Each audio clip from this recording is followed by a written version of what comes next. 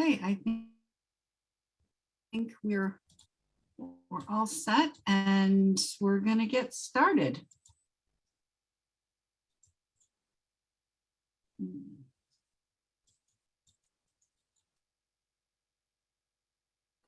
Got the wrong one up here.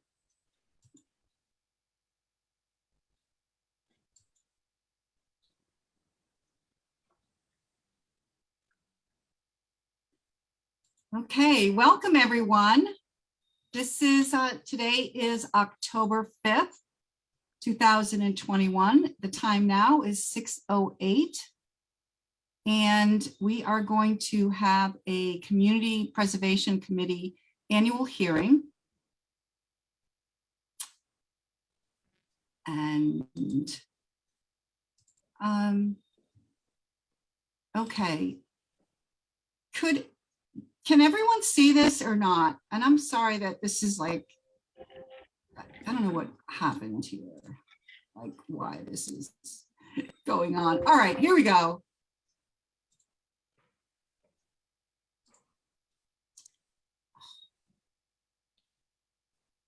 Should just start over.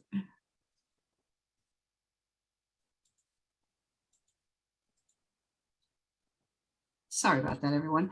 Okay, good afternoon, good evening. My name is Karen Lee, and I'm the Community Preservation Committee administrative consultant. And I'm going to just read this dense material right here for the record. Due to the ongoing COVID-19 pandemic, as it relates to the open meeting law requirement, the Springfield Community Preservation Committee will continue to meet remotely until further notice. Meetings are generally at 6 p.m. on the first Tuesday of the month.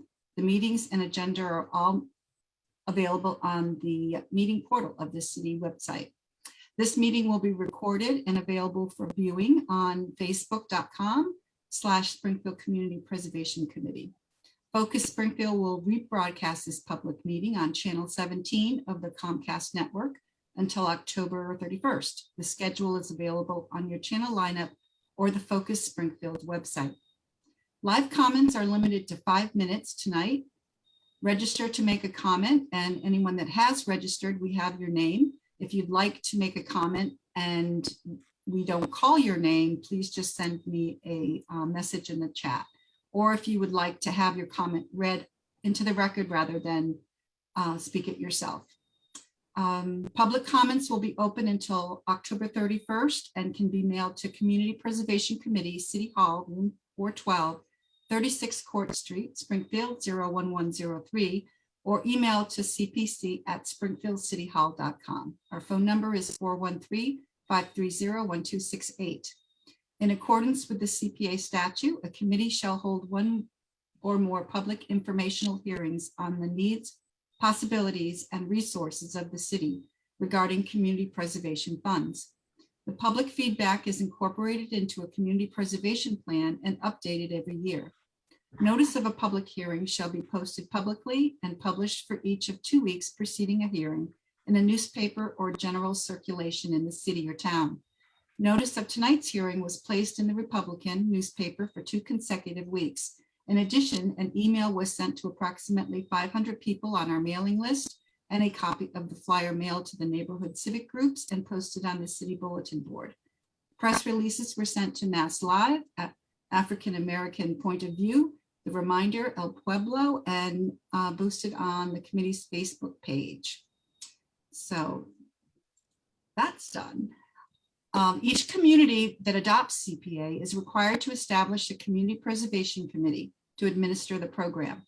Springfield Community Preservation Committee consists of 9 volunteer members who each serve a 3-year term.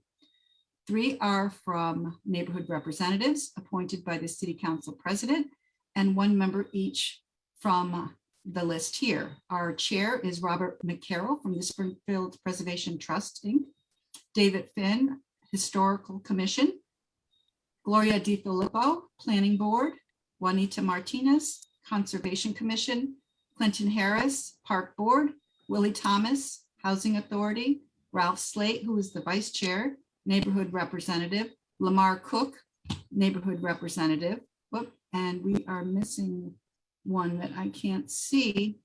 Oh, you have it there. Oh, it's Rhonda, Cheryl. Rhonda Sherrill, who's also a neighborhood representative.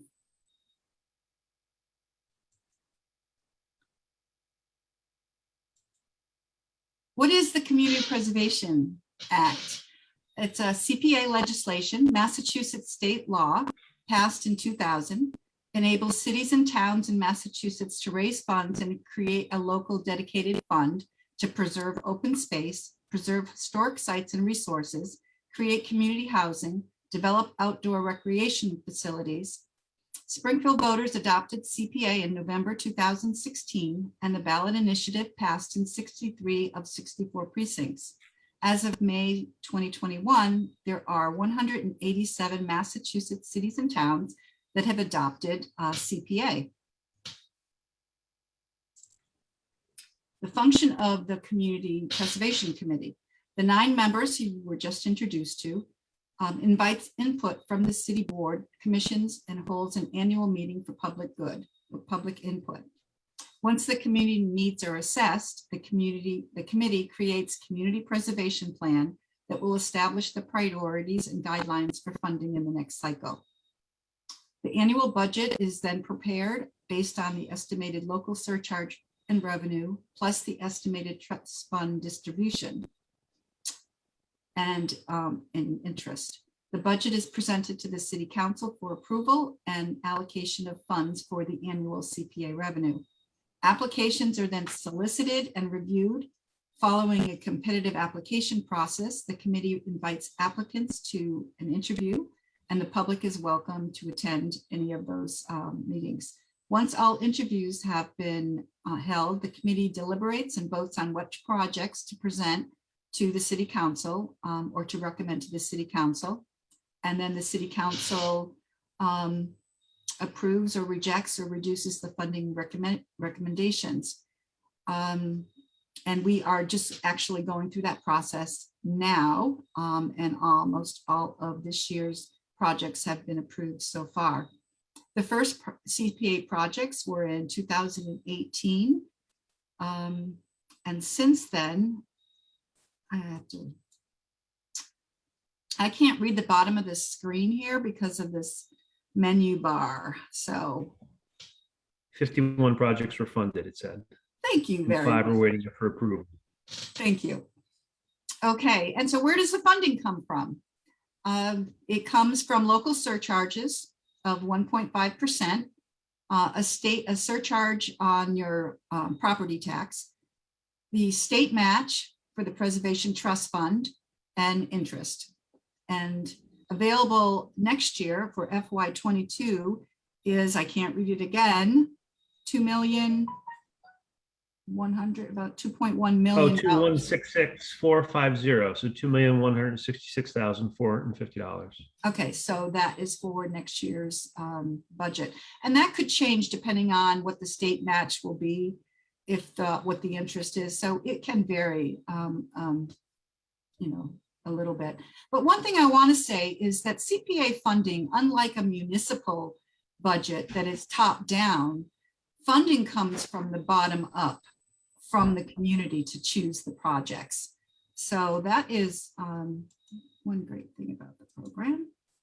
And the next step. So after tonight, we will modify the plan based on public input, the community preservation plan, and prepare the final plan for the committee approval. The committee will then set the 2022 timeline and adopt the revised plan. And that will be in December. Application materials will be available sometime in the winter, and they'll be due in April. That's a little loose, but the information will be on the community preservation page, the Facebook page, as well as the city website. And then the project recommendations are sent to the City Council usually in the fall. So that's about the procedure that is just the housekeeping part. So I'm going to have Bob take over here for the what qualifies for CPA funding. Thank you, Karen. So CPA is a wonderful addition of resources for the city of Springfield, but CPA can't do everything. The state law restricts us to being used for open space, recreational uses, historic resources, and housing. And in those areas, we can acquire, create, preserve, support, and rehabilitate with some caveats that you can see up there.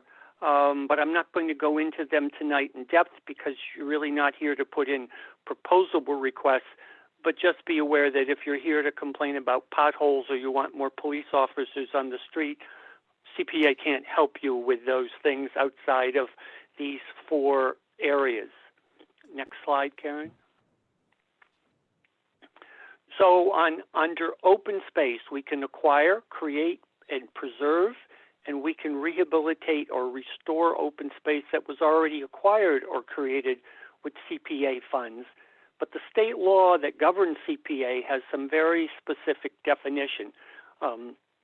Land to protect scenic vistas, land for wildlife or nature preserve, land for recreational use, agricultural use, aquifers, recharge areas, watershed land, land to protect existing and future well fields, fresh and saltwater marshes, and other wetlands, ocean, river, stream, lake, and pond frontage, beaches, dunes, and other coastal areas.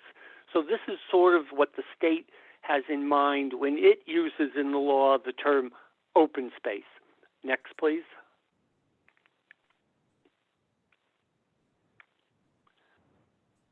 Likewise, under recreation, it's for outdoor, either active or passive recreation, and can be used for things such as trails, non-commercial youth and adult sports, parks, playgrounds, athletic fields. It cannot be used for maintenance, stadiums or gyms, as well as artificial turf. So it's basically for outdoor resources. You know, we can help build a soccer field, or we can rehabilitate a deteriorated soccer field. We cannot weekly mow the soccer field. We cannot provide the staff to referee games on the soccer field. Next. Now, historic resources in the state law is very specific as well. It is a historic resource is a building, structure, vessel, real property, document of our artifact that is listed on the State Register of Historic Places or determined by the local historic commission to be of significance in the history, archaeology, architecture, or culture of the city. Next.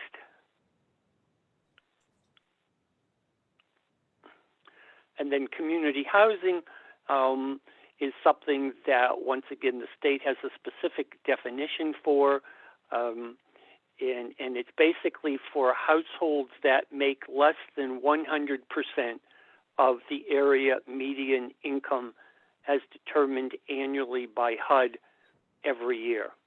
And we can do acquisition and rehabilitation and support of community housing in certain circumstances. Okay, next.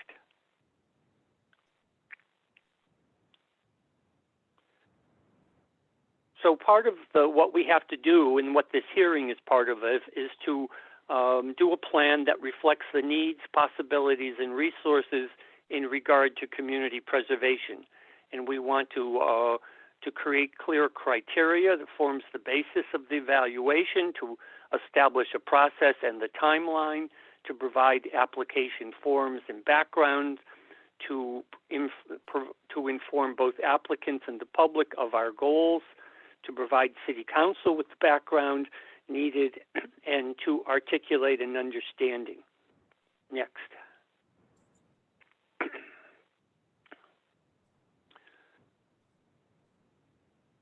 So, hold on, I'm going to have to cough. Sorry about that. So already these are the goals that are in the current plan that we're in the process of tweaking. So already under recreation and open space, our goals are renovating small neighborhood playgrounds and green spaces, creating and improving community gardens, creating and enhancing opportunities for bikeways, walkways, trails on park and conservation land, controlling invasive plant species on park and conservation land, improving access to the Connecticut River and other water bodies for water-based recreation and enjoyment. Under historic resources, and I'm going to jump down to the priorities, for us, a deteriorated structure is a high priority, a structure that is in danger of demolition, a structure that is vacant, a structure that it was built before 1850 because we don't have a lot of them left in the city, or a structure that is a landmark and a significant area of importance. And lastly, under community housing, we are interested in rehabilitating vacant, deteriorated houses to sell to income-eligible buyers, providing first-time home buyer incentives to increase owner occupancy, especially in 2- and 3-family houses and in neighborhoods which have low owner occupancy, and assist income-eligible owner occupants with repairs, especially owners of 2- and 3-family houses. Next. So that sort of wraps up what we're doing, and we're now going to be going into the public hearing part of the meeting. Karen has the list, and we'll call on people. You have 5 minutes to make your presentation, and we will be timing you. Juanita Martinez will be the timer, and she will give you a warning when you approach the 2-minute or the 1 minute and when time is up. All right, so Karen, if you would start announcing who's on the list to speak. Good, and thank you for everyone for being here tonight, taking the time. Thank you to our elected officials that are here and to everyone that is logged in. So we have our first person that would like to comment, Chrissy Howard. Is Chrissy Howard here? I'm here. I have no comment, just listening. Thank you. Oh, okay. Laura Walsh. Hello, everybody. I'm also just here to listen and see what everyone is interested in for the coming year. Okay. Ellen Morehouse. Hi, everyone. I do have a comment. Is that okay? Honeybee and Laura Walsh. Hi, everyone. Thank you so much for taking the time. That was a very exciting proposal, all the cool things that we can use these funds for. And Ellen, if I can interrupt you for just a second, if you and every subsequent speaker could just say, you know, if you're representing a group and what your residential address is. Got it. I'm Ellen Morehouse. I live at 48 Undine Circle in Springfield, Mass.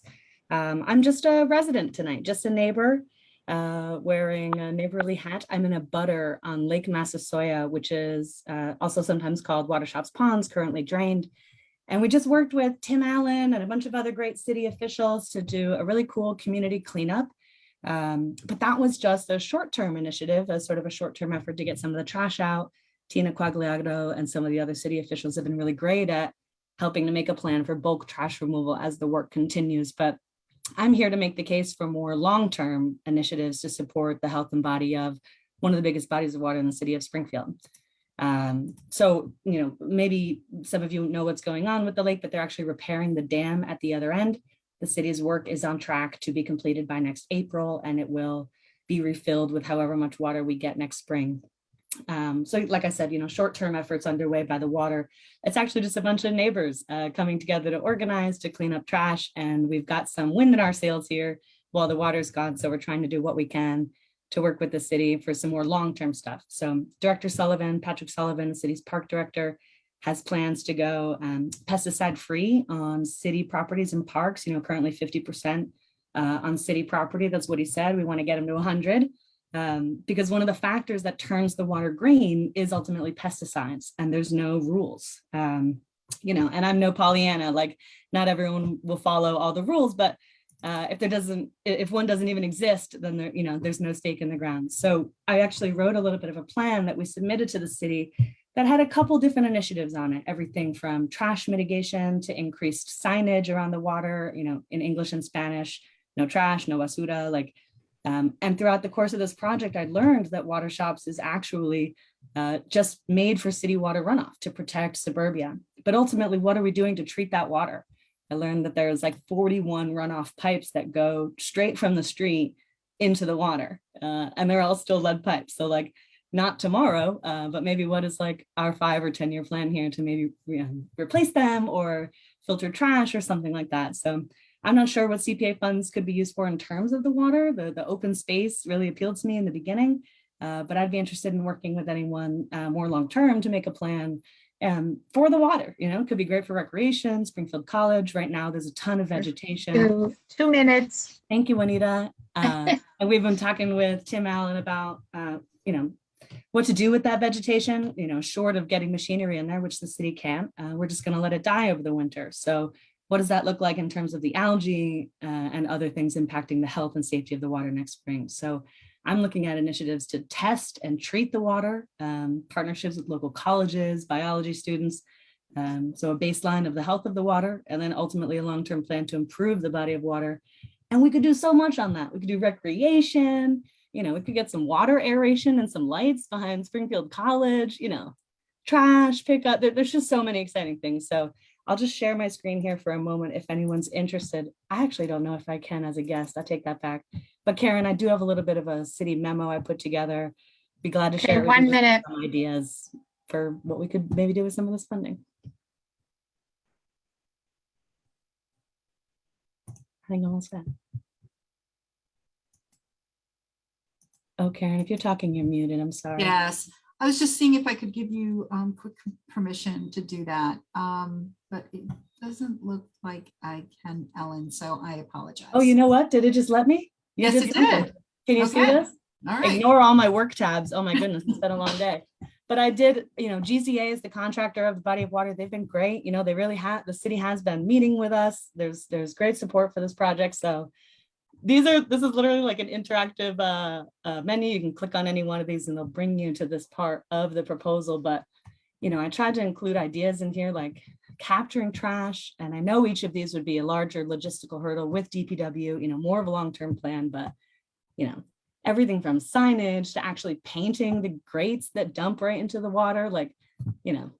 No one thing is a Band-Aid or a fix-all, but I am pretty interested in testing, cleaning, and sustaining this body of water. I think it'd be great to kayak, maybe swim in it one day. Who knows? Thank you, Ellen. Our next person here is David O'Leary. I'm also just here to listen. Okay, moving on. Candelia Pink. Hi, it's Candia Pink. Candia Pink, and I'm here just to listen. Thank you. Okay. A lot of listeners here tonight. Lisa Clausen. Here to Hi. listen? No, I do have a comment. Thank you very much. I represent the Carpenters Union. My name is Lisa Clausen. Our office is on 29 Oakland Street in Springfield. I personally don't live in Springfield, though. I have a request around for the CPA funds to have some protections on them when they're spent on projects to make sure that they're not used for construction dollars, are not used in a way that connects with wage theft. And what wage theft is it's a major issue in the construction industry where some contractors get a low bid through not paying their workers all the wages that they owe them by the time the job is done. And often it's done by paying cash wages too. So it means they're not paying payroll taxes when that happens. Sometimes they're not doing workers' comp as well. The city has a wage theft policy that City Council has passed that helps protect against wage theft by basically saying that contractors that have recently been found guilty, so not just alleged, but found guilty by a state or federal agency of wage theft, that they cannot be hired for a construction project that has public dollars going into it. And so I'm just here to speak and ask that the committee consider adopting a similar policy for when CPA funds are supporting a project, so that the public dollars are not being used to support wage theft. And whenever there's a construction involved, there's hundreds of different contractors to choose from. So it's just taking out a small number of contractors that have recently been found guilty of cheating, of wage theft, and saying those contractors you can't use, all the other contractors you could use for this project. So I'll follow up. I appreciate that there's written comments can be sent in, and I'll follow up with some proposed language for the committee to consider. Thank you. Thank you, Lisa. Okay, next is Brother Al Mocha Hebert. Brother Al here. Okay, Dolores Ogunga. Probably not saying these names too great. Jillian Hinkson. Are you here, Jillian? No. Okay, Devin Streeter. Hello, Devin, are you here? I am here. Hello. Okay, thank you. Good. Welcome. And thank you everyone for your time. I appreciate you all being here, as well as offering this opportunity for the community to speak on itself. So I'm only here as a resident. I live currently at 187 Bolden Street, and that is in the Ward 4 district. I've been born and raised here in Springfield, as well as I'm a lifetime resident of the Ward 4 area. And what I came here today was just to kind of shed some light on possible, future possible use of the funds, and a little on my past experience of, going through the process of trying to acquire CPA funds to assist the community in various different projects in which I believe to be very much needed in the community. So just a few facts or a few comments.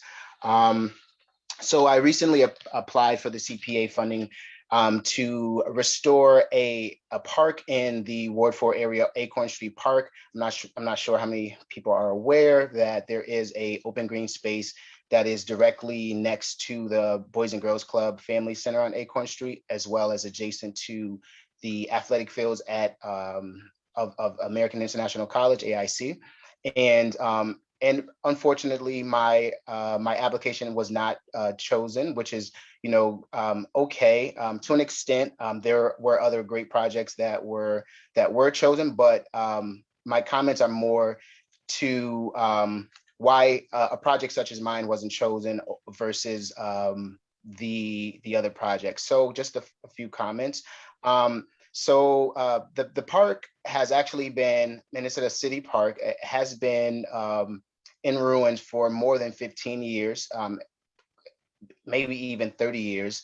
And it being a city, a park, myself thought, and a colleague thought it would be great to apply for these funds so that the city can, or the neighborhood in that area could, enjoy a park, open space area, and whatnot, as well as a tennis court that was that is standing there, but is in ruins. So just a few comments that were made today. The funds are used, or the way the funds are allocated or brought about is the comment was made. It was, it comes from the bottom up, based on the community.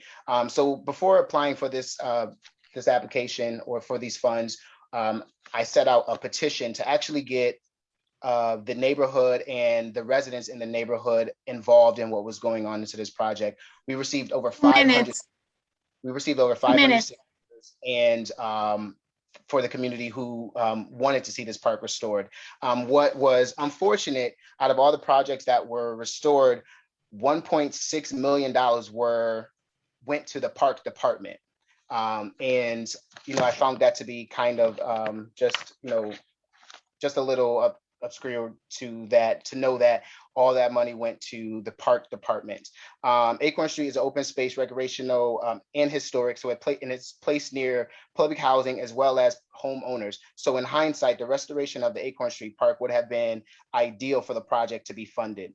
As mentioned in the CPA goals and priorities, restoration of this city park, Acorn Street Park, would have been right along the lines of what the goals and priorities of the CPA funding. So in hindsight, my concern is that, what's really for the community is not being heard by the community. 1 minute.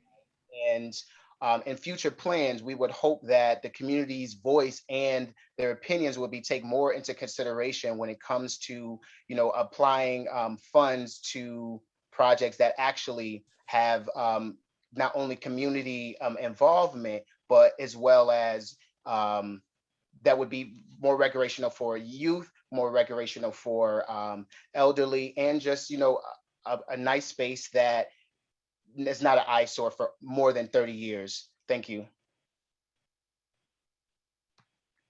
Thank you, Devin.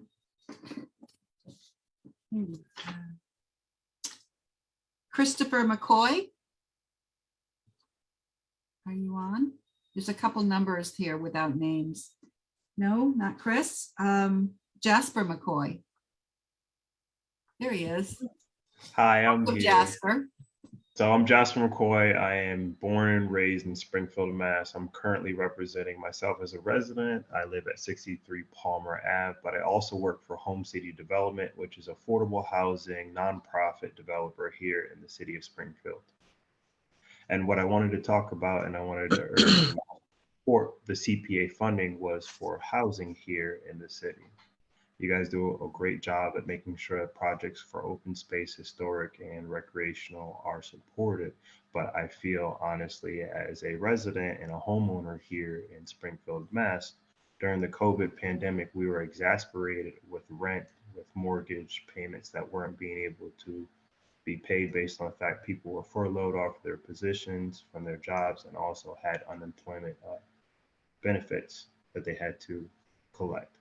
Things were up in the air, and I think, and also my company thinks, that homeownership along with rental assistance and projects that push forward affordable housing should be the focus, as is with the CPA. We saw on the chart that all 4 of the yeses were only on the housing side. And just to push forward the ideology of Springfield, Springfield is known as the city of homes. Here in our area, we have over near Mulberry Street and Union Street, we have historic areas in Forest Park, along with the Knight area that has homes over 180 or that were built before 1980, 1850. So we have the historic portion with our houses. And I just want to make sure and push forward that our economic development is pushed into the ideology that home ownership and housing is at the top priority for what we spend money on here in Springfield, Mass. Thank you, Jasper. Okay, Christy Torres. Christy, are you here? I don't see her. Okay, Elizabeth Newell. Ooh, and Janae McDonald. I see your name here, right? Did you leave? Okay, Ron Davis. Everybody's bailing here. Okay, Justin Hurst, Councilor Hurst, welcome. How's everyone? And I apologize, I'm just getting my son out of the car as he just came from a soccer game, and I know my wife's on a forum. So if you could just give me, if you could just wait until the next, can I go right after the next speaker? Is that possible? Sure, that's fine. Yep. Thank you so much. Let me just get him settled. Okay. All right. Okay, Abdul Rahim. No. Lisa Thompson, you're up. You wanted to read your proposal. Go ahead. Thank you. I put something in the chat. I want everybody to vision my proposal because it's for everybody in the city and our visitors that come and visit our city. 5 Mile Pond, Loon Pond, Hubbard Park, conservation to our communities, clean the water. Our ponds are for swimming and water activities. Add park benches, solar lights, and natural walking trails. Activities, kayak, rowboats, recreation, water fountains for summer cooling and play for children. 5 Mile Pond, concerts in the park, a stage for summer series. Springfield Conservation mission is to provide community activities and a natural ecosystem. Our neighborhoods need inexpensive alternatives. Many families have struggled in our communities in this COVID-19 world and suffer financial hardships. Our mental health is at stake. I propose we clear the front of 5 Mile Pond, making it visible from Boston Road. We add a stage for summer weekend concert series, fence in the property for safety, install a boat ramp for fishing, and rent kayaks. Hubbard Park has hidden walking trails in its conservation area that need clearing in order to use, as well as solar lights and trail markers. For the pond that is hidden, I suggest making visible to the rest of the park and add natural walking trails around pond, solar lights and benches around the pond. The opportunities it presents: youth day camps, kayaking lessons and rentals, rowboat rentals, small boat ramp, accessible walking trails, swimming, hiking, summer concert series in the park, aquatic classes for elders.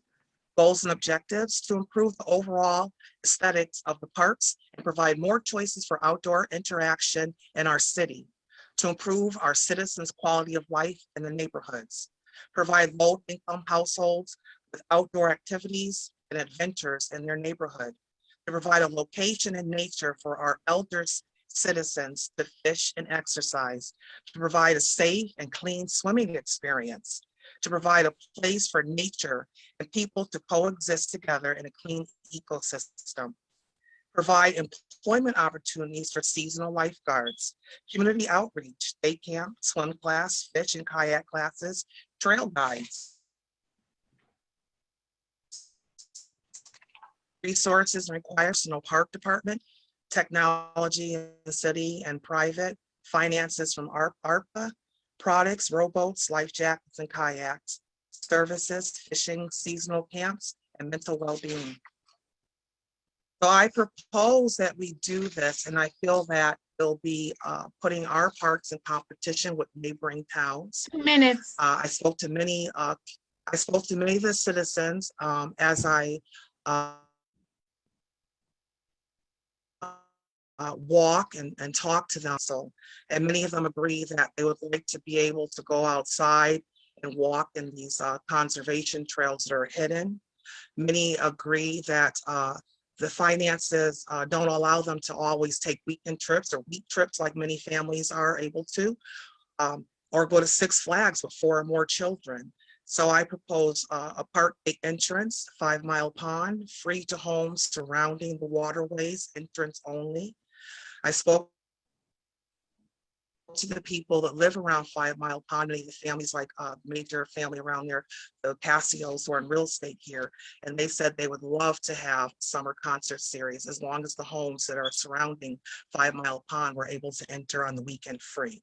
Gate entrance for 5 Mile Pond, basic 1 gate minute. pass, $5 adult 1 pass, minute. $2 child pass, includes swimming only. Gate entrance for 5 Mile Pond, $10 adult pass, includes kayaking rental for 1 hour and day camps. So I think we'll open us up to a lot of activities for all colors. Near term, deciding how many trees and shrubs need removal from Boston Road and entrance in order to make 5 Mile Pond visible from the main corridor. Removal of trash and hazardous materials from the pond floors, ensuring the water is free from pollutants, harmful to humans. The long-term key issues are maintaining the trails for walking and keeping the waterways clean and safe. So I would hope that ARPA funds and any other grant funds to be allocated to open up our waterways and make them beautiful, accessible to all of our communities, no matter who they are, what their income is, and what their color is. Thank you. Thank you, Lisa. Councillor Hurst, Thank you. are you all set now? Yes, I am all set. And I certainly won't take 5 minutes, but thank you, Karen. I know you've been at a couple of city council meetings, you and Bob McCarroll, presenting the CPA awards for our approval. And I just want to say that you all, the committee has done a phenomenal job. The projects that have come before us are excellent. And I think the residents of Springfield would be extremely proud. And, you know, I'm excited that my colleagues were able to approve, I think just about all of them, although it might have taken until 10, 11 o'clock on a couple of Mondays. So thank you to you all for all of your hard work. I also was able to sit in on one meeting, and I just thought that the questions that the committee asked were absolutely phenomenal. I thought that you know, they were thought-provoking. You really pushed the applicants to really explain what it is that they were trying to do and how it would benefit the city of Springfield. And so that was the first one that I had ever sat in on.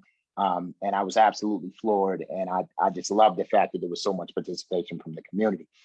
So that leads me to what it is that I would like to see. And, you know, I'm going to give a lot of credit to Bob. You know, I've said it on a number of these meetings, but the fact that you all have given us a forum and other residents a forum to, you know, kind of express our ideas as to how we can improve, I think is great, and certainly a credit to you all.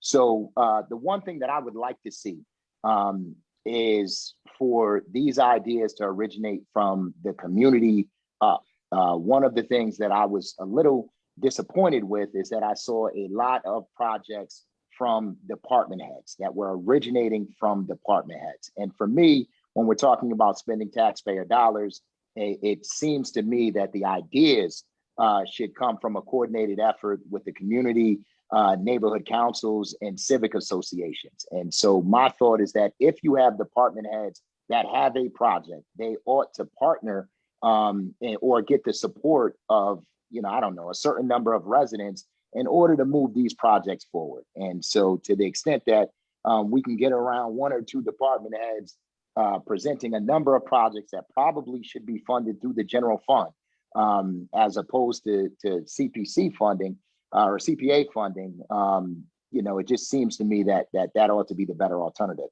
And then just to piggyback off of what Lisa Clausen said in terms of these developers and using city monies, I know Councilor Ramos is going to touch on it, along with preventing wage theft. It seems to me that we ought to require these developers, which is also highlighted in our ordinance, that they hire a percentage of residents, a percentage of women and minorities, as well as a percentage of veterans when they are, city residents and veterans when they are actually doing the work. And so to the extent that we can put something together, and I would imagine it's probably going to be included in Councilor Ramos's proposal, I think the city will be far better off. And then on top of that, if we can use contractors, minority contractors that are certified with the state, that would be even more of a bonus. So just thoughts. 2 You know, minutes. I appreciate you all giving me the forum, and you know, thank you for all of your hard work. You do it on a volunteer basis, and you know, I just think you all are doing a yeoman's job. So I apologize for being so critical at times, Bob. You know, but just trying to you know, make things as good as they can be through this process. So bear with me, Bob. Thank you, Counselor. David Gaby. Are you here, David? No? Okay, Counselor Ramos.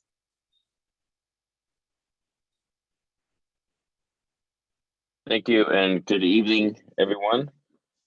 First of all, I just want to say thank you to the members of the Community Preservation Committee, the CPA committee, for all of your hard work and effort over the past few years. I still remember very vividly the day that each of you were appointed, and that during that press conference at City Hall. I always knew from the very beginning that you were going to do some great work, and you've proven that to be true. So thank thank you to each and every one of you for your commitment to our city. My comments are related to what was mentioned earlier by Lisa Clausen from the Carpenters Union. I want to echo and support all of her comments related to wage theft, as well as the comments that were just made by my colleague on the City Council, Justin Hurst. In addition to the wage theft ordinance that Lisa mentioned, the City of Springfield also has a responsible employer ordinance, a TIF ordinance, and an HTIP ordinance, all of which are intended to accomplish the same thing, which is to prevent taxpayer money from going to contractors that are not playing by the rules, and making sure that those funds are not used to take advantage of people. So essentially, there are provisions in each of those pieces of legislation that I mentioned that prevent wage theft from occurring. Many of you may or may not know that the construction industry is notorious for wage theft because it is so easy to take advantage of people and pay people in cash in that industry. And so, and that's where people are being taken advantage of. And so the provisions in the legislation that I just described, there are provisions in there that would prevent that from happening. And there are clawbacks, financial penalties associated with companies and contractors that do participate in wage theft. And so the ask tonight is for the committee to consider adopting a similar policy, which would be that no CPA funds shall go to a development in which a contractor has been found to have been guilty of wage theft, right? So, no developer will be able to use a contractor that has been found guilty of wage theft, if they are receiving CPA funds for that project. Now, the question came up yesterday by Bob as to whether or not there should be a threshold. I'm not certain that there should be, only because the precedent has already been set. If you look at the community of Northampton, they've adopted a policy in which they require each petitioner to sign a compliance form, which requires them to 2 minutes. Not use contractors that have been found guilty of wage theft. I can help with that process. We can, if you like, we can schedule a later date to meet and get into more detail as to what that policy would look like. But the purpose, again, would be to make sure that we're not using taxpayer funds and giving taxpayer funds to companies that cheat and take advantage of our people. So thank you again. And again, in addition to that, we can adopt some of the requirements and hiring requirements that are mentioned in the responsible employer ordinance, which are intended to give those who have been historically excluded from the industry an opportunity to find employment for women and minorities in the construction industry. So we can put in requirements for them to hire a certain percentage of Springfield residents, women and minorities, as well as Black and Brown owned contractors. So again, I'd be happy to share more details and share the policy from Northampton with all of you at a later date. But I believe that there is an opportunity for us to adopt this policy prior to next year's applications. So thank you for your time. And again, thank you for your service. Thank you, Representative Ramos. That's all I have on my list. I do see a couple people here that haven't had a chance to make a comment. Is there anyone that would like to do so now before we continue? Jump up. No? Okay. All right, then. I am going to read 4 comments that came in the came by email. So they need to be read into the record. So just get those pulled up.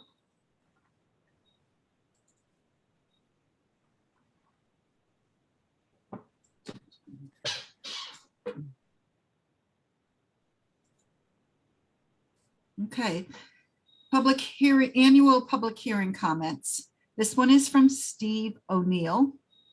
Hello, I would like to suggest some funds be spent to further restore the running, biking, and hiking trails in Forest Park. Hundreds of school kids use these trails for cross-country meets every year, as well as the general public from the surrounding region. Funds could be used for gravel for eroded trail areas and brush clearing along the edges. Stream erosion could also be addressed in some areas where overflow has caused washout of the trail sections. Thank you, Steve O'Neill and the Springfield Harriers Running Group. Next comment is from Jay Latorre. Good morning, members of the Springfield Community Preservation Committee regarding 2022 funding cycle. Thank you for the great work you do, responsibly steer CPA funds to appropriate projects across the city. I've had the pleasure of listening to multiple meetings this year and appreciate the level of professionalism that this body displays. I have two comments to share with the SCPC. The first is to concur with the comments made by a member of your group earlier in 2021 when discussing projects proposed by the Springfield Parks Department. On more than one occasion, the Parks Department has submitted CPA funding requests for projects that more resemble maintenance instead of preservation. The requests from the Parks Department at times seem inappropriate. I echo the comments made by City Councilor Justin Hurst at a recent Springfield City Council meeting. I am disappointed that so many of the requests for CPA funds come from municipal departments instead of neighborhood councils, nonprofits, and private citizens. Just as the Springfield Community Preservation Committee has established an informal $250,000 limit of the amounts of funds made available to any one project in a given year, I recommend the committee establish a target percentage of funds that can be made available to municipal departments versus all other groups to help ensure that as much funding as possible is made available to groups who live and work in our neighborhoods, perhaps no more than 33% towards municipal projects. Thank you, Juan Latorre, 122 Forest Hills Road in Springfield. Next comment is from Carol Costa. Committee members, I am happy to share my thoughts on priorities and projects for the coming year, but I did the same last year and found I could not find a group to sponsor an application with me. I would be grateful for any suggestions on your end. I am more than willing to do all the research on projects, details, and costs on my own, but it feels weird to do it on my own. My ideas are directly related to areas within the Armory Quadrangle District. 1, improvements to the berm alongside the Springfield Armory grounds include new landscaping and plants. 2, immediate improvements to the Appermont Triangle, though I know this is being considered as part of a new venture. I think it would be important to improve on that space sooner rather than later. Improvements would include new plantings and landscaping, benches, and an expanded theme in that area focusing on the World War I veterans to whom the triangle is dedicated. 3, improvements to Merrick Park, the area surrounding the historic estate of Samuel Chapin. I know UMass students proposed some improvements to the design several years ago, but I don't know where those ideas ended up. I think some changes to landscaping, including some additional walkways and plateaus for benches, would be great. Also, more colorful plantings around the park, and most especially the addition of lighting around the statue. 4, the consideration of historic lighting on Temple Street, which currently is the only street in our district that lacks such lighting. 5, a small pocket park in the space to the left of ROCA on School Street. I'm not sure who owns that land, Roca or the former Dickinson Street property, but that would be a great space for some basketball hoops. 6, and as always, I'd like to see some money allocated each year to the Campanile Restoration Project. Respectfully, Carol Costa, 235 State Street. P.S. I greatly applaud the awarding of funds to park and open space projects around the city. Expanded and improved use of these areas is an important goal and benefits families and children. Last comment is from James Linda Bartlett. I think it's just Linda Bartlett, the secretary, on behalf of the Maple High Six Corners Neighborhood Council on 74 Walnut Street. Dear Springfield Community Preservation Committee, We would like to propose the use of CPA funds to repair or replace the gate of the Cherry Lane Cemetery on Cherry Street in the Maple High Six Corners neighborhood. In 2010, I think this acronym is the Maple High Six Corners Neighborhood Committee Council, worked to have the fencing at the cemetery restored. A few years thereafter, the gate was vandalized and bent, but it still functions in securing the cemetery. In addition, there is a name plaque that has made acknowledging the restoration of the cemetery fencing in 2010 that should be installed at the gate. And he's attached a photo. We have been informed that our CBGD funds cannot be used for these repairs and installation of the plaque. We believe this work would comply in the historic resources category of CPA requirements. Cherry Lane Cemetery is the final resting place for 3 Revolutionary War veterans and 1 Civil War veteran, as well as some of their family members. Thank you for your kind consideration on this matter. Best wishes, Linda Bartlett, Secretary, on behalf of the Maple High Six Corners Neighborhood Council. And that's all I got. I think David O'Leary had a question. I saw a hand go up. Oh, okay. David? No, I was just giving a thumbs up for a couple of the suggestions. Oh, okay. Thank you for that. So before we continue with the regular meeting agenda, anyone want to make any final comments? Any committee members want to make a comment? Anyone? Karen, this is Laura Walsh again. Sorry about that. Yes. If I may, can I make a quick comment? You sure can, Laura. Thank you all again for a very informative session as well. I just wanted to make a comment about the park department and working with different neighborhoods to submit applications. The department at times will submit an application on behalf of the neighborhoods, and I want to make sure that that's clear to the committee and to the folks on the meeting tonight that sometimes neighborhood residents and neighborhood councils ask the park department to submit an application on their behalf because they don't have the capacity to put the application together or they're requesting assistance.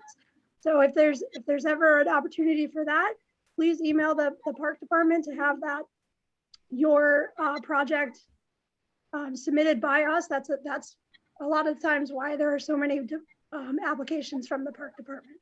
So just wanted to let people know that. Thank you for clearing that up, Laura. Yep. Laura Walsh is with the Department of Parks, Building and Recreation Management. And Lisa Thompson, did you have something you wanted to add? Yes. I wanted to add that if the conservation proposal that I just read is not accepted, I'm on the board of directors of Western Mass Tiny Homes Initiative, and we're a grassroots organization that's trying to put homeless vets in their own sustainable tiny homes. We're also going to work on other homeless populations as well, homeless mothers, families, and homeless teens. Christy Torres will be submitting a proposal for that. All we require right now, I believe, is RFP money to get our initiative going. I looked at some conservation land off of Grayson Drive in Springfield, Mass. There's a great deal of homeless people already living in there in camps. You'll see them panhandling on Boston Road on the weekends. So I would hope that when she submits that, if my proposal is not accepted, that the Western Mass Tiny Homes Initiative proposal is accepted. Okay, just to address that real quickly, these comments from today are for the committee to look through and come up with priorities for next year. So any particular project would have to be done through the application process in the spring. Just wanted to mention that. Okay. Jasper, did you want to make a quick comment?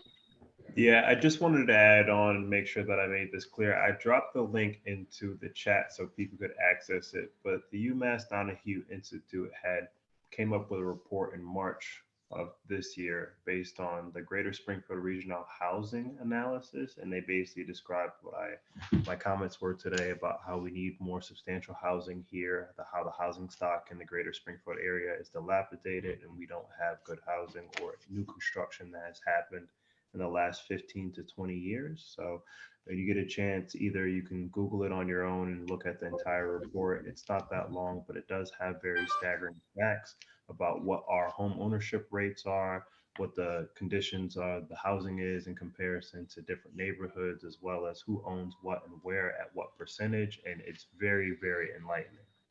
Okay, I'll make that part of the record as well. So I'll add it as a comment in there.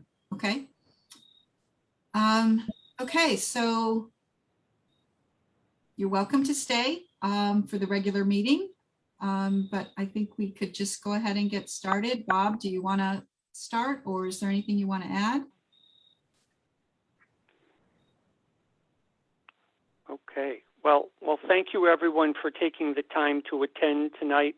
As Karen mentioned, your comments will be incorporated into the summary of this meeting and will be part of the plan in terms of public comments.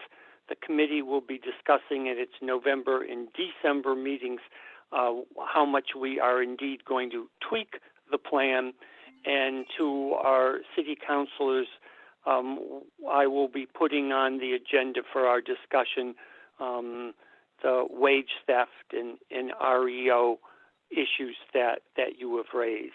So once again, thank you. I can't stress though enough on what Karen said is, comments tonight are not proposals to us. Those come in applications that will be coming in April.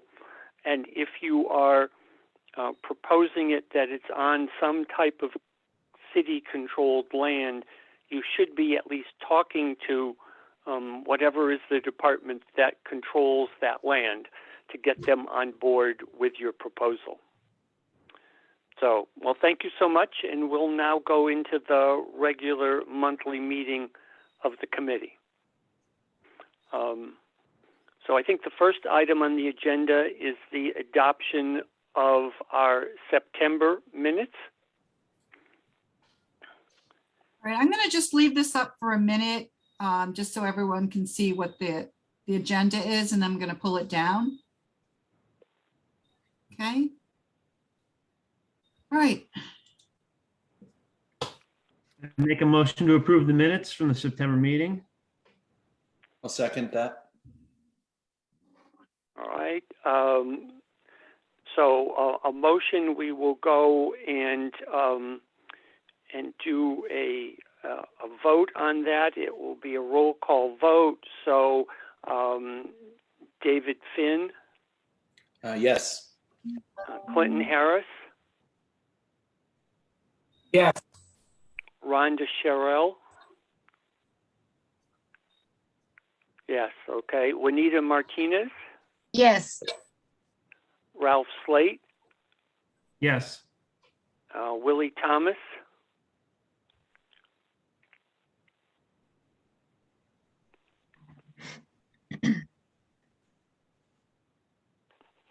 Willie, are you there? No, I know he's there, but I can't hear him. Lamar is on. Oh, all right. I don't. Okay. Lamar? Yes. Okay. And Bob McCarroll is yes. All right. So the next item on the agenda is regarding our recent recommendations to the City Council. And Kathy Breck from the Law Department is here to talk to us about the East Forest Park Reading Room. Just to refresh your memory, this is a proposal to create an outdoor space by the East Springfield Library. And we had pointed out when we interviewed the library that, CPA doesn't do temporary recreational uses, and we would be looking for some kind of protection through a restriction to make sure that whatever land CPA money helped to renovate for recreation indeed remained in recreational use as opposed to being used for something else down the line. And there is evidently a concern on some neighbors and city councilors that a restriction may be a little too onerous and was looking for other alternatives. So with that summary, Kathy, why don't you take it away and make the explanation, please? Thank you, Bob, and thank you to all of you on the committee. Appreciate you taking the time to hear from me tonight. I was contacted both by Bob and by City Councilor Michael Fenton about the East Springfield Reading Room project. And Karen was kind enough to send me the minutes of the meeting where the project was discussed, and I noticed that the members of the Community Preservation Committee were very much in favor of a restriction, an open space restriction on the land where the gardens and the furniture, et cetera, would be placed at the East Springfield Library. And looking for like a permanent restriction on the open space. When I talked to City Councilor Michael Fenton, he mentioned that there may be a long-term plan to expand the library. And I'm not that familiar with the library, but he said it's a fairly small lot. But to the extent where these gardens would be placed might be in the way of a future expansion, that would pose a problem, because if there had been a deed restriction placed on it in the registry, that could trigger an Article 97 issue under the Massachusetts Constitution, in which land that has been dedicated for open space cannot be used for any other purpose without a 2/3 vote of each house of the Massachusetts legislature, which is it can be a very burdensome process. And I wondered whether the committee would be interested in at least thinking of other options so that it wouldn't be pretty much a prohibition to any kind of expansion of the library project. One example to try to preserve the open space would be if the city were to expand the library into the areas that were funded by this grant, that the city would have to pay all the money back to the Community Preservation Committee, and it could be reused for other purposes. In terms of municipal finance, there might be a couple steps that we would have to take to do that, but that's a potential alternative to the open space restriction on the deed, or on the ownership of the property, that it would trigger a full repayment obligation of the CPC money. And that might not happen until many years in the future, but just wanted to offer that as a potential option for the committee to consider. And we talked about this last night at the City Council Finance Committee, and we asked that this particular project remain in the committee so that your group would have an opportunity to discuss it and see if this might be something that you would consider. Okay. Does anyone have questions? Yeah, Ralph, you have a question? Yes, I do. So Kathy, do you know if such a plan would be permissible under state law for the Community Preservation Act? So my understanding is that any types of improvements have to be on land that is protected, essentially. If it's private property, they have to give a deed restriction. Normally, the outdoor money is spent on parkland, which has that same provision, the 2/3 provision. So that is why we sort of brought this up, is because we recognize that this was not parkland, so it didn't have any protection. But so how would that jibe with basically the state law that governs the CPA? So if there is in the CPA statute if there is a requirement of doing that restriction, open space restriction, I would have to do some more research into that. I wonder if there are other options besides a deed restriction. Another option that I talked to Molly Fogarty about was, could they kind of limit the area of the East Springfield Library where they want to do this improvements, to change the location of the improvements so that they're in a particular area that would not be used for expansion in the future. That was another option that I asked Molly about. But I'd have to do a little more research on that, Mr. Slate. Yeah, let me just say this. I'm not a lawyer. I'm not aware of the CPA law specifically saying that it's limited to protected land. But I do know there's been at least one unfortunate case where, and I think it occurred out here in Western Massachusetts, where a CPA grant was made to school playfields, only to find out that some 10 or 15 years later, because this community had CPA way back at the beginning of the century, that the school now wants to expand on the playfield that CPA paid for, and it's causing issues. So what we're looking for is a way to avoid that. And I think certainly if the library could confine their reading garden to an area that they know is not going to be an expansion of the building, that would probably be, and could live with a restriction there. That would be the easier of the two, I would think. Juanita, you had a question? Yeah. What would happen if, say, there was an expansion of the library in the near future, and they wanted that particular space? Could then the open outdoor classroom be moved to another spot on the property? It still would be the outdoor classroom, the outdoor space for the library. Could that work as another alternative?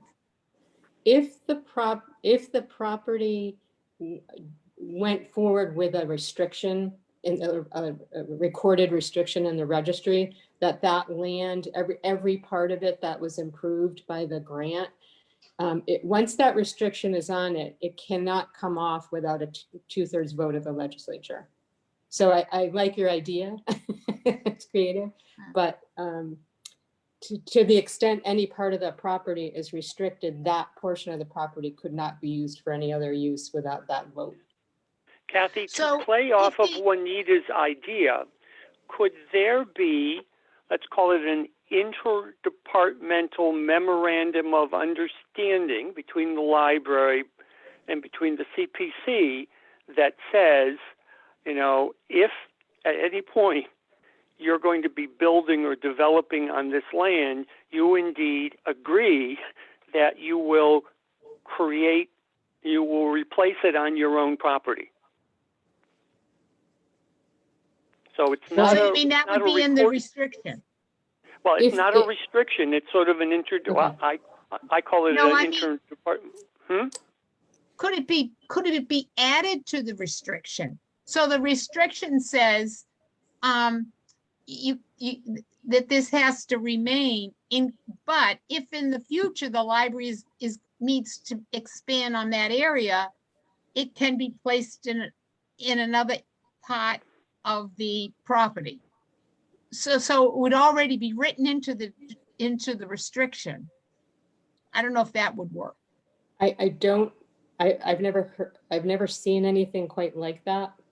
I think once it's restricted for good, unless you get the vote, which is why we're trying to be creative and think, is there an alternative that could satisfy the committee and at the same time allow for future expansion of the library down the road?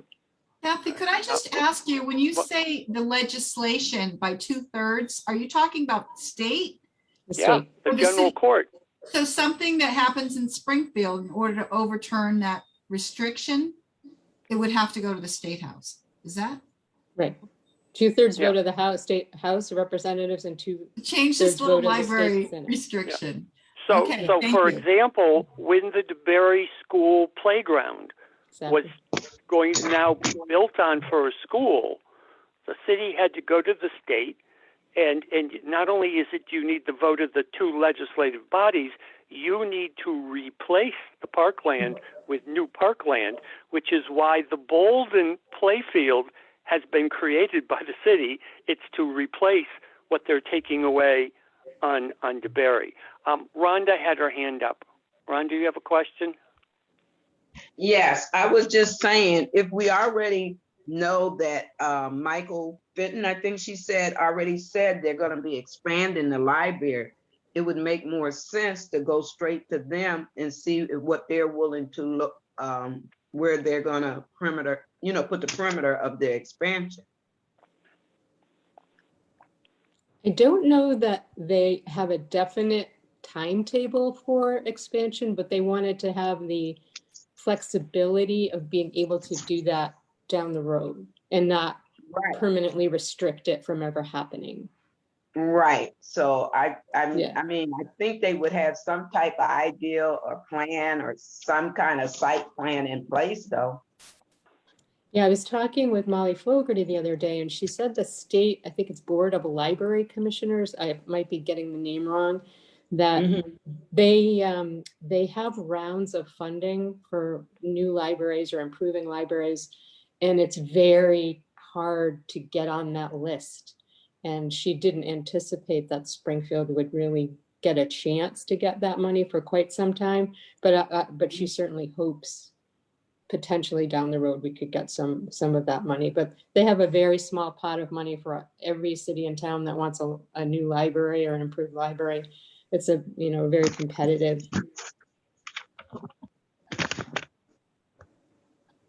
Yeah. So I guess if the committee's willing to be flexible, then I think Ralph, you have a question? Well, yeah, I'm not convinced here because again, so what I'm trying to do is I'm trying to think of this as, let's say that we were dealing with a private person, a private organization, and they said, we're going to create this park and we're going to spend this money on it. And, would we be content for us to put into the agreement, instead of putting preservation restriction on it, or let's even just say like a historic house, right? We will give you the money, and if you decide to demolish the house later, you just have to give the money back. It doesn't really seem like we would go in that direction. So I would really be, I guess, a little bit concerned.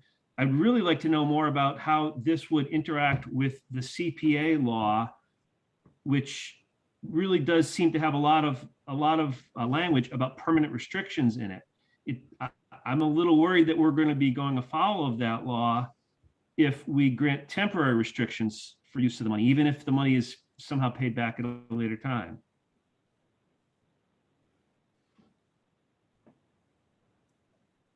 As I said, this just came up. I just learned of it not too long ago, so I haven't had a chance to do that research, but I certainly could do that and report back. Yeah, thank you, Kathy. Obviously, this issue, which was only raised recently, is not going to get resolved tonight. And so the library recommendation will stay in committee until we resolve it one way or the other. So I guess, Kathy, if you could, for our November meeting, perhaps, look into the state law regarding Ralph's concerns as to whether it has to be on some sort of protected land, and then think about, I guess, my suggestion, which would be that an agreement between the CPC and the library that says, if at any time you encroach on what we've paid for, you have to, somewhere on your property, find an equal amount of land to replace that, almost like our own mini state law.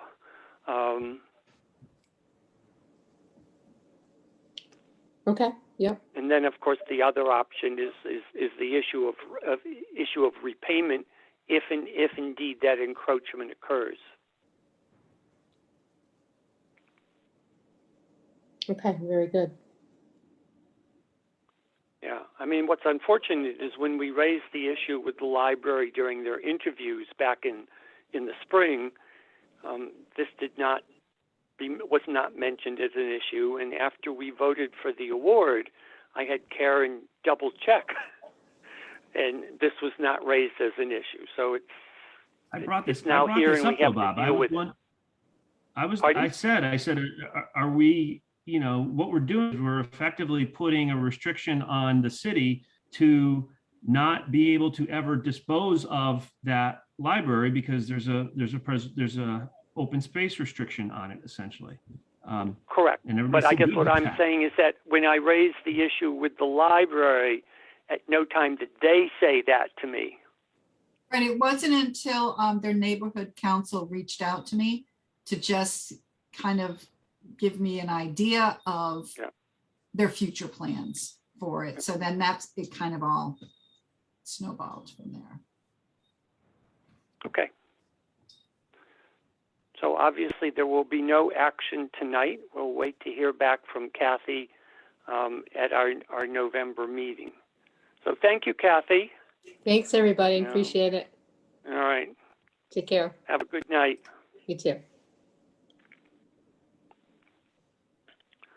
All right. So the next thing on the agenda is update from our administrator. So Karen, do you have anything? You're muted. Yeah, I saw that. Okay, really not a lot, just a couple things here. So last month you had a question on the McKnight Community Trail. The state requires every CPA community to file an annual CP3 Community Preservation Project report on all CPA projects approved and completed during the previous fiscal year. To clarify when a project is complete, and this is what we were talking about, Stuart Saganor from the Community Preservation Coalition wrote, a project like the rail trail design is in progress until the design is complete, or unless you can identify exactly what CPA funds were used for. If that task was done, then mark it complete. If funds were granted to help meet the budget of a larger project, then the entire project should be done before it gets marked complete. And the McKnight Community Trail was part of the engineering work, and these funds contributed to that. So, so I guess the short answer is that it's in progress still and not complete. Laura Walsh from the Department of Parks, Building and Recreation Management sent progress reports on the various park projects and outlined the need for contract extensions due to unforeseen delays resulting from the ongoing COVID-19 pandemic. These reports were all forwarded to you, to the committee. I don't know if we want to do a blanket contract extension or do that next month, or if you want to take an opportunity to look through the progress report first. In addition, a final report on the East Forest Park Rail Trail Highland Division CPA 2018 project and the completed Highland Rail Trail feasibility study. The project was successfully completed by the BSC group in collaboration with DBPRM Department. Okay, there's just too many acronyms here. Department of Public Works, the East Forest Park Civic Association, and Springfield residents. An electronic copy of the Highland Rail Trail feasibility study was sent to everyone on the committee. And Laura sent over hard copies of the report for committee members, which I can deliver to you if anybody wants a paper copy. And that's all I have. Okay, so thank you, Karen. So, Karen, excuse me, did you say that you had an electronic copy of the rail trail report? Yes, check it. I know I sent you a lot of emails in the past week, but you should have that. Oh, I see it. I do Okay. see that, yes. Yeah. Sorry about that. It's okay. good. So yeah, we will have on the November agenda those projects that are requesting an extension. So because besides the various park projects that aren't going to be done by November of this year, the Historic Homes Grant to the Office of Planning and Economic Development is not. And Ralph has asked Karen, and we're getting from that office, a breakdown of what are the houses and when do they expect to actually complete the physical work being done. So good. All right. So the other issue that we had is because our normal meeting is November 2nd, and that's election day, and we tend to not want to meet on election day, we did a doodle poll to see whether folks wanted to do the November 9th and November 16th. And the results came in a tie. We have 2 committee members who can't be present on the 9th and 2 committee members who can't be present on the 16th. I guess my inclination is for us to meet sooner. Maybe we'll get this library issue resolved, and I would rather resolve it sooner than later, but I can make either of those meetings. So I don't have a strong feeling one way or the other than I would be inclined to go with the 9th. Sounds good. Yeah, I agree. That Okay. sounds good. All right.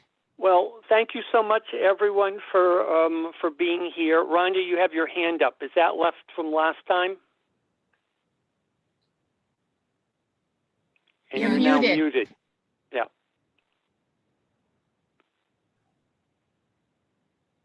So, Yes, that's from the last time. I don't know how to get it off. Oh, all right, all right. And, well, and trying I'm to even figure it worse, out. Rhonda. I don't know how to put it up. So, Well, I'm trying to figure it out. I'm like, wait a minute, how can I get this off now? yeah. All right. You know what, Bob? I anticipated 2 hours for this meeting, and we're just like at hour and a 2 half. hours. Yeah, No. well, we had a lot of Oh, yeah. people who were witnessing the meeting, and then we had some people who signed up to speak who never showed up. So you're right. I was expecting a longer public hearing component. So, our next task, and Karen, what you should do is maybe next week, so it's not confused with all the emails this week, is send to the committee the link to the current plan that we have. Because what our job now is in November and then to adopt it in December is to decide how are we tweaking it. And we certainly can decide that we're tweaking our priorities based on what we heard. We may decide that many of the things we heard today still fall into the existing priorities and not have to tweak much at all. But, our next goal is to tweak the plan, firm up the timetable for next year, and then publish the plan either in December or in early January.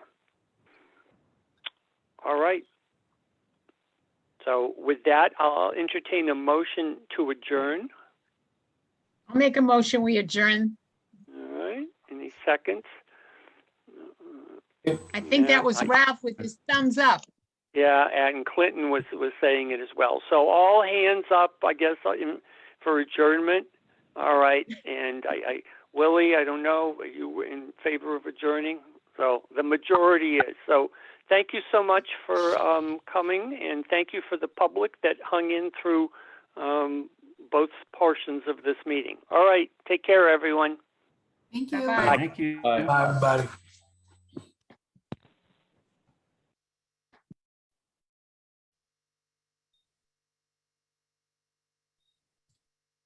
I want to make sure I get the, okay.